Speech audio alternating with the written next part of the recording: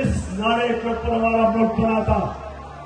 या अल्लाह, तेरे सवाल किसी के सामने नहीं झुकते। ये काम कभी किसी के सामने नहीं झुका। और ये जो हमारे पर मुसल्लत किया, ये हमें अमेरिका की गुलामी कराना चाहते। और हम सब सवाए अल्लाह के किसी की गुलामी नहीं करते। इंशाअल्लाह हमने ये इलेक्शन जीतना है। उसके बाद हमजा कुकड़ी की हुकूमत खत्म करनी है।